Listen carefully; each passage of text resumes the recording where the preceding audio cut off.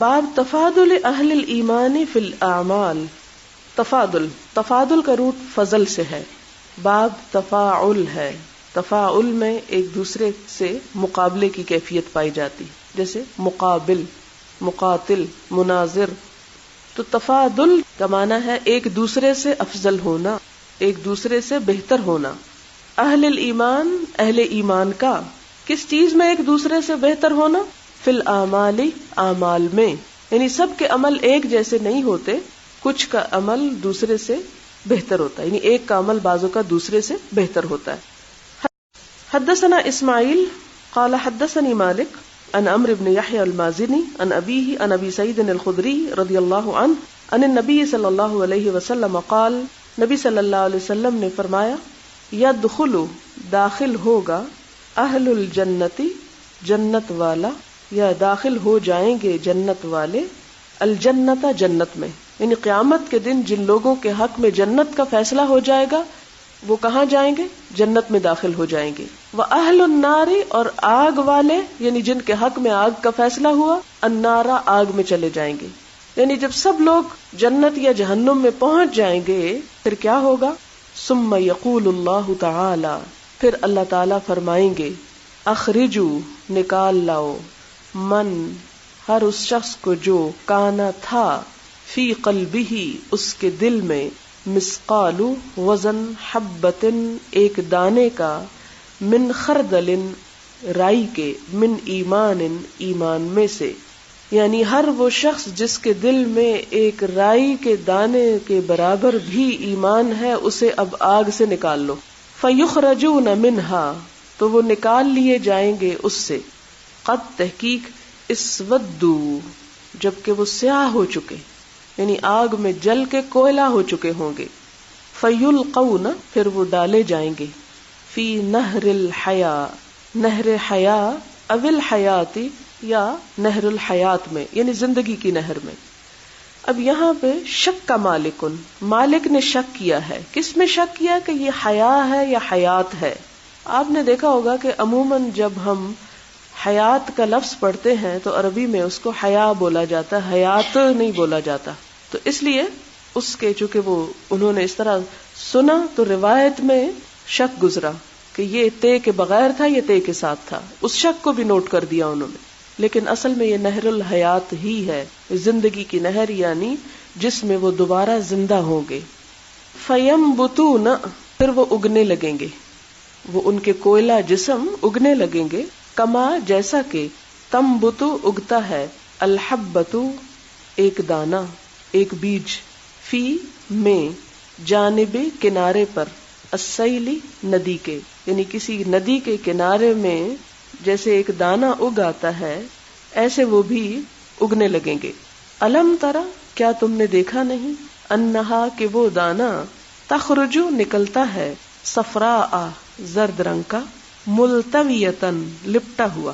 یعنی دانہ جب زمین سے اگتا ہے تو تم دیکھتے ہو کہ اس کی جو کومپل اٹھتی ہے وہ ایک طرح سے لپٹی ہوئی ہوتی ہے، ایسے ہی وہ لپٹے ہوئے چہروں کے ساتھ اٹھیں گے.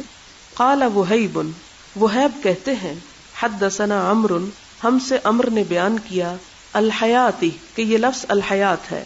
وقال خردل، رائی کا دانہ، من خیر، نیکی کا، یعنی بدلے ایمان کے، یعنی دوسری روایت میں خیر کا لفظ آیا ہے ایمان کی جگہ پر. اب آپ دیکھیں کہ اس حدیث میں کیا بتایا جا رہا ہے. ثابت یہ کیا جا رہا ہے کہ ایمان کے مختلف درجے ہوتے ہیں. کسی کے دل میں رائی جتنا ایمان ہوتا ہے اور کسی کے دل میں پہاڑ جتنا، اور ہر شخص کا انجام کیا ہوگا؟ اس ایمان کے وزن کے مطابق ہوگا جو اس کے اندر ہے. ایمان کا وزن کس سے بڑھتا ہے اور کس سے رائی رہ جاتا ہے؟ اعمال سے. لہذا اعمال کا تعلق ایمان سے ہے. اعمال کی کمی بیشی ایمان میں کمی بیشی کر دیتی ہے. ایمان اس کے مطابق ڈاواں ڈول اوپر نیچے ہوتا ہے. اب یہاں پر ایک حدیث دلیل کے طور پہ لائی گئی، اور وہ کیا ہے کہ قیامت کے دن اللہ تعالیٰ جب سب مخلوق میں فیصلہ کر دیں گے، کچھ لوگ جنت میں کچھ جہنم میں چلے گئے، تو جنت میں کون جائیں گے؟ سب کو معلوم ہے کہ من ثقلت موازینہ فہو فی عیشۃ راضیہ، جن کے اعمال بہت زیادہ تھے، نیت بڑی اچھی تھی، خوب وزن تھا، وہ تو جنت میں چلے گئے. اور اما من خفت موازینہ فامہ ہاویہ، کہ جن کی نیکیاں کم ہوئیں ان کے ساتھ کیا انجام ہوگا، کیا ان کو بدلہ ملے گا؟ امہ ہاویہ، ان کو ہاویہ ٹھکانہ ملے گا، جہنم میں چلے جائیں گے. ٹھیک ہے. اب اس میں یہ نہیں بتایا کہ نیکیاں بھاری ہوئیں اور کم ہوئی تو یہ کافر ہوں گے یا مومن ہوں گے. ایک جنرل بات کی گئی کہ جس کے بھی نیکی زیادہ ہوگی جنت میں، جس کی کم ہوگی جہنم میں. کافر اور مومن کا فرق یہاں نہیں آیا. اس سے کیا پتہ چلتا ہے کہ بعض کلمہ پڑھنے والے لوگ بھی اپنے اعمال کی کمی کی وجہ سے جہنم میں پہنچیں گے. اسی طرح بعض اعمال ایسے ہیں کہ جن کا ارتکاب کرنے والے جہنم میں داخل ہوں گے، لیکن اس کے ساتھ ایمان بھی ہوگا، کلمہ بھی پڑھ رکھا ہوگا. کسی کا ایمان تھوڑا، کسی کا زیادہ، اور وہ تھوڑا یا زیادہ کس سے ہوتا ہے؟ عمل سے ہوتا ہے. اب کیا ہوگا جب سب اپنے اپنی سزا بھگت چکیں گے جہنم میں جانے والے اہل ایمان، تو اللہ تعالیٰ حکم دیں گے کہ ان کو اب ان سے نکالا جائے. کیوں؟ اس لیے کہ اللہ تعالیٰ کا وعدہ ہے کہ جو شخص بھی لا الہ الا اللہ سچے دل سے پڑھے گا وہ جنت میں داخل ہوگا، وہ جنت میں جائے گا. اب جنت میں کب جائے گا؟ پہلے ہی دن چلا جائے گا یا سزا بھگت کے؟ تو کیا پتہ چلتا ہے؟ سزا بھگت کے. اگر اللہ تعالیٰ نے معاف نہ کیا تو جلا کے نکالے گا. پھر یہ جو نکالے جائیں گے یہ جل جل کے کوئلہ ہو چکے، اسودو، سیاہ ہو چکے ہوں گے، حالانکہ ان کے اندر ایمان ہوگا. اب کیا ہوگا؟ ان کو دوبارہ ایک پانی میں ڈالا جائے گا، ایک نہر کے کنارے لایا جائے گا. ایک اور روایت میں آتا ہے کہ جنتی ان کے اوپر پانی پھینکیں گے. پھر اب اس نہر کے کنارے ان کے جسم پھر اگنے لگیں گے. کس طرح؟ جیسے بیج اگتے ہیں کسی ندی کے کنارے، یعنی پانی جہاں بہ رہا ہوتا ہے تو آس پاس سبزہ ہو جاتا ہے نا، اور میں جس طرح وہ آس پاس لا کے ڈالے جائیں گے اور اس پہ پانی پڑے گا تو ان کے جسم ایسے اگیں گے جیسے بیج اگتا ہے. اور کس طرح آپ صلی اللہ علیہ وسلم نے اس کی مثال بھی دی کہ جب بیج شروع میں اگتا ہے تو بالکل ایک لپٹی ہوئی کمپل سی ہوتی ہے، ایسے ہی وہ لوگ آہستہ آہستہ ابھرنا شروع ہوں گے، آہستہ آہستہ ان کے جسم بنیں گے اور جان پیدا ہونی شروع ہوگی، اور پھر اس کے بعد ان کو بالآخر جنت میں داخل کر دیا جائے گا. اور ہر اس شخص کو جس کے اندر رائی کے دانے برابر بھی ایمان ہوگا، اور دوسری حدیث میں خیر ہوگا. اب اس سے ہم سب کو سوچنا چاہیے کہ ہم کس جگہ کھڑے ہیں. کیا ہم ایسی امید لگا کے تو نہیں بیٹھے ہوئے کہ چونکہ کلمہ پڑھ رکھا ہے اس لیے جنت میں جانا ہے، چاہے نماز پڑھو یا نہ پڑھو، اچھے کام کرو یا نہ کرو، چاہو تو جھوٹ بولو، چاہو تو جو کچھ کرو.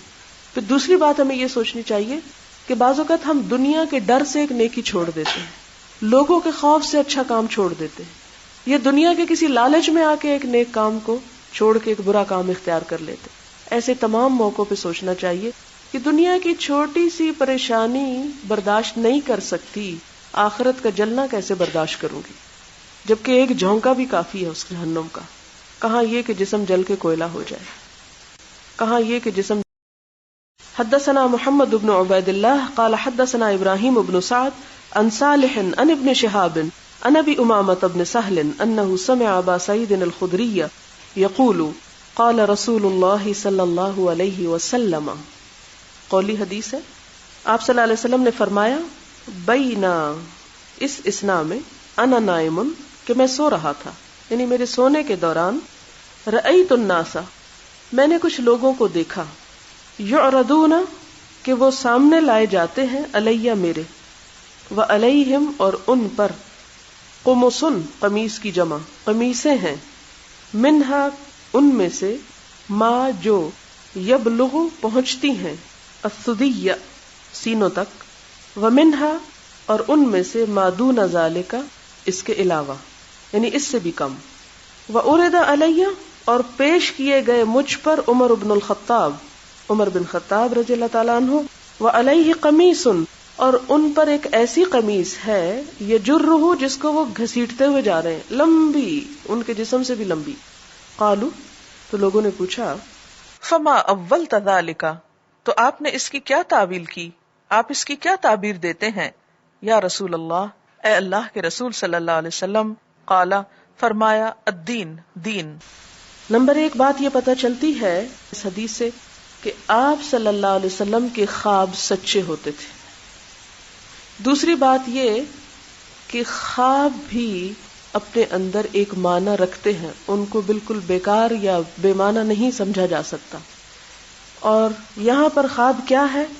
کہ آپ صلی اللہ علیہ وسلم نے سوتے ہوئے کچھ لوگ دیکھے کہ وہ لباس پہنے ہوئے ہیں، لیکن ان کی جو قمیص، عربی میں وہ لانگ ڈریس کو کہتے ہیں، کہ ان کے جو ڈریس ہیں وہ بعض کے سدیو یعنی سدھی کی جمع ہے، چھاتی کے لیے لفظ استعمال ہوتا ہے، یعنی سینے تک، کہ اتنے چھوٹے کہ سینے تک قمیص آئی ہوئی. اب آپ سوچیں کہ اگر کسی نے ایسی تصور میں لایا کہ قمیص پہنی ہوئی اور وہی صرف یہاں تک ہو، اور بعض کے اس سے بھی کم ہے، بالکل ہی چھوٹے.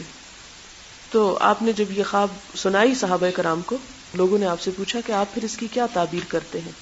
تو آپ نے فرمایا یہ لوگوں کا دین ہے. اور اس میں حضرت عمر بن خطاب رضی اللہ تعالیٰ عنہ کی مثال دے کے فرمایا کہ ان کا قمیص اتنا لمبا تھا کہ جسے وہ اپنے پیچھے بھی گھسیٹتے ہوئے آ رہے تھے، یعنی ان کے دین زیادہ. اور یہاں دین بمانا ایمان ہے. پھر کیا ہوا کہ ایمان کم ہوتا ہے اور زیادہ ہوتا ہے. پچھلی حدیث میں ایمان کی کمی کی دلیل تھی، رائی کے دانے جتنا، اور یہاں پر وہ لمبی قمیص سے تشبیہ دی گئی.